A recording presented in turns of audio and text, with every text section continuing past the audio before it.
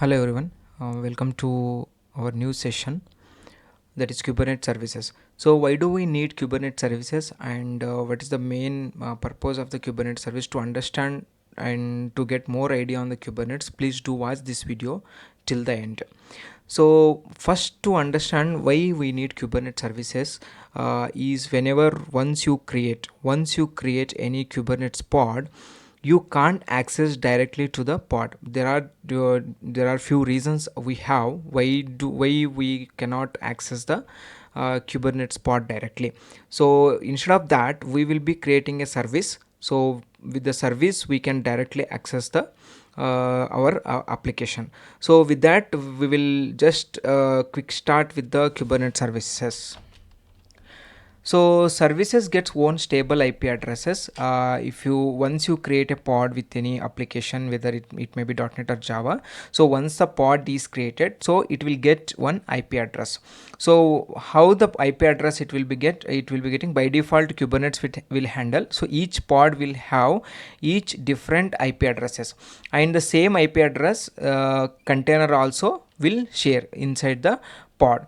So we have seen how the pods will be created, and we can create with the deployments, and we also seen how the replica set works and all in the Kubernetes in the previous session. So now when client is accessing the application, so application is running inside the pod as a container. Once the client is accessing this pod, the client cannot access directly with the pod IP address. That technically it is possible, but we should avoid always to accessing the pod, and it's not that easy to expose your pod IP address to the outer environment, after world. So we should never connect pods containers directly. That means the client machine, we cannot access the pods directly with the pod IP address. There are different why one should not access pod IP address directly. Means each time a pod restarts, that means whenever the pod restarts, if there is any issue comes and it restarts, so this IP address will get changed. So it is very difficult to connect the pod to access the pod from the outer world, as the IP address is not stable always. Whenever it restarts, new IP address will be allocated to the pod. And second, the reason is there is no DNS resolution. So what is this meaning of DNS resolution? So whenever you are creating a Kubernetes environment, the cluster is got created, that cluster will have DNS, right? So that DNS will not be mapping registered with the pod IPs, because pod IPs are always it is changing whenever pod get restarted. And that DNS, the cluster DNS will not register with the pod IPs. So other services can't discover them easily. That is due to DNS resolution. And the next thing is not scalable. So as we know, the pod IP addresses will always changes based upon once the pod gets restarted. So it's not scalable. So then the main another important feature, like why the pod we can't directly access. So that means whenever Kubernetes got installed and whenever Kubernetes networks created, the Kubernetes networks policies will be there. So the network can be any kind of network, right? Though there will be some security policies will be there. So when you access the pod directly, so that means you are going to redirect the networking policies. You are ignoring the networking policies and load balancing security policies when you directly accessing the pod. There is another the main reason of security policies ignorance when you directly calling the pod IP directly to access your application. So how we will so to overcome this, so when you want to access the pod containers with the IP address, so how do you access your pod applications which it will running inside the pod, the container? How do you access it? So the main solution to achieve that, to connect your application, so there is that we can achieve by using the SVC. SVC is nothing but service. we call it as a Kubernetes services. So as we know in the previous slides, we know, right, like pods IP addresses keep on changing. So that is why we are creating a service. So service IP address will not change, and always service will be having the stable IP address. It is having the stable DNS and stable port. Service will be having all the stable networking policies, and everything is stable. So also your service, this service also, it acts as a load balancing. So whenever request comes from the client, the service will be send the request to the pod. So service is intelligent enough to send the request to the available pod. So whatever the available pod up and running, that pod only the request will request will be sending. So client will send a request to the service. So service will send a request to the available pods. So we will be having the service IP address. This service IP address is stable, so that will not be changing. So client can access with this service IP address. So now the second thing is how the service and these pods are get connected based upon the selectors. So what is this selectors? So selectors means it will be having the pod configuration. That means whatever the pod names are there, so that names we will be giving in the service YAML file. So in the declarative form. So we have seen in the previous session how the declarative form work, right? So that these two, the services and this deployment object, service object and deployment object, both these objects are loosely coupled. So how it is loosely coupled? Based upon the selectors.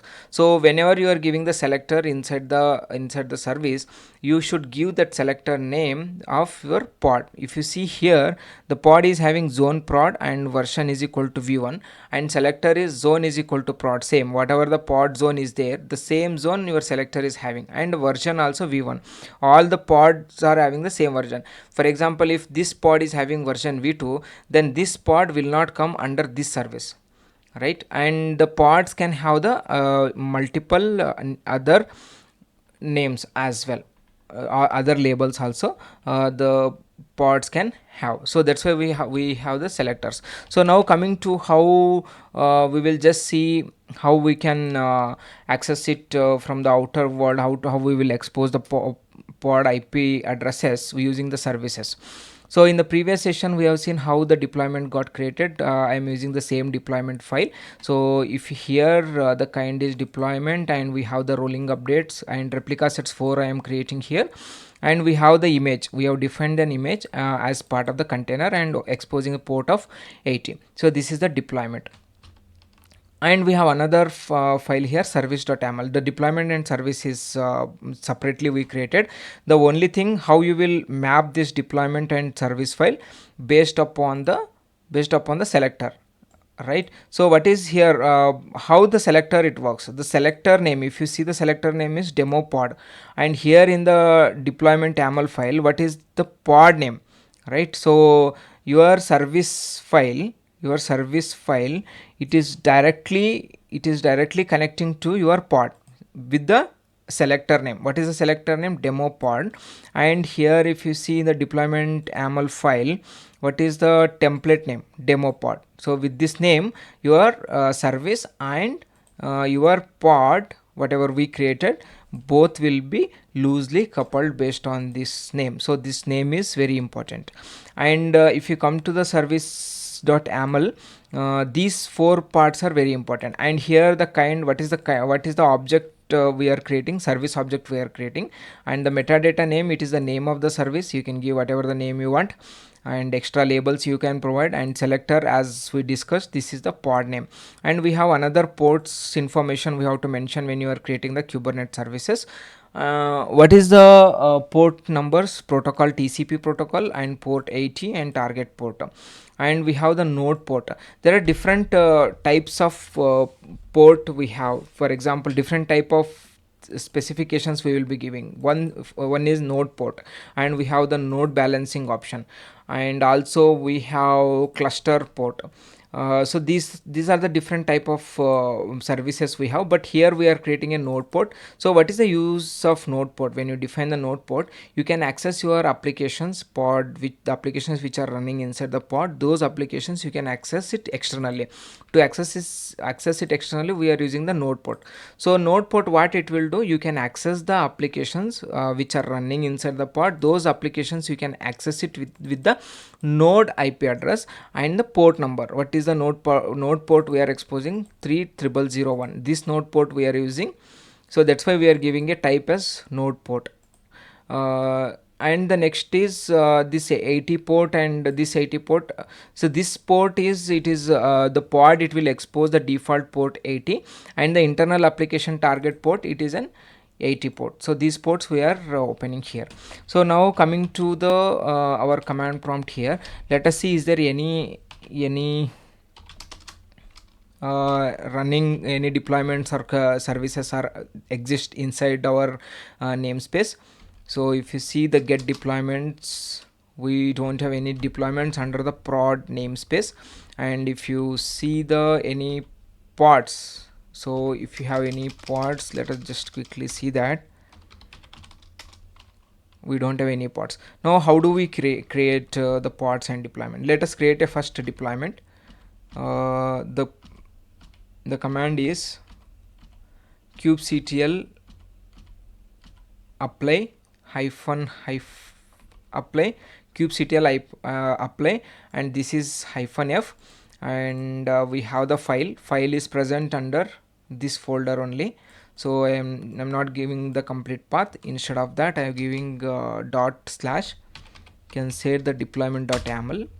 So now the deployment is created. Inside the deployment, we have, as we have the 4 pods, right? We are defined the replica set as 4. So hence we should be seeing the 4. If you see here, how many replica sets you defined here in the deployment? You created a deployment, right? So we defined 4 replicas. So hence 4 pods should be up and running. If you see here, you should see 4 pods are keep running, right? So you can go to the containers, you will be seeing the 4 pods. So now coming to the service, so we can create the service. Now as we have the service files also in the same path, I'll just say service.yaml. see, now it should create the service also. So now already we mapped deployment and also service based upon the labels. So both got created. You can just see kubectl get services. So this should display the available services. And if you see get deployments, we have created a deployments also. This will show the deployment. So available 2, up to date, and 4 are ready. And next, coming to the how do you access it, right? So we have the cluster IP. So we cannot access directly with the cluster IP. So rather we can access with the node IP. So what is the node IP address we have? We have the node IP address. How do you get the node IP address here? So we have a command kubectl get nodes -o and wide. So you can use this port, node port. Okay, so that means how you are going to access it, that application, the application which are running inside the pod, right? So that are under the cluster, it is running inside the cluster. You can access it with one of the internal IP address. I'll just take this internal IP address. Now I'll go to the browser quickly. So I'll just go to this browser.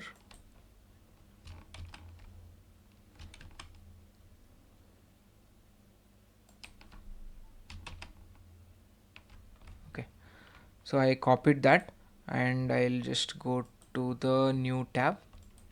Here I'll just paste that IP address, http and colon 30001, right? So this is IP address I'm giving, and I'm sure that will not work. So this I'm unable to access that application. That is because we are going to node IP. There is one disadvantage: we have the Docker desktop, because we are running our application, our Kubernetes service is running inside the Docker desktop. As a Docker desktop container we are accessing, right? So that's why, so what Docker desktop it will do, the your Kubernetes service, it will run under inside a virtual service. That's why you cannot access it, but you can still access by using the local host. You should be able to use the local host. So, or you can use the port opening as well. So I'll just mention local host here, local host, and 30001. So now you should be able to access your app. Yes, so now we are able to access the app by using this port number. So what is the port number? We have defined there in our YAML file. So we are telling in the service file, right? In the service.yaml we have defined it is 30001 port number. So that's why you are able to access it. So now we are clear, right? So what why you cannot access pods directly from the IP address, and for that we have the stable services. We should be using the stable service. So because service will be having stable IP address, stable DNS, because that DNS and stable port, because this stable IP it is registered with the your cluster DNS. So that's why we should be always we should access your pods, available pods, based from the services only. You can create a service as we have seen practically now, and we are able to access our application via available ports. So that's all from today. If you have any queries related to services, feel free to comment in the comment section. Thank you all.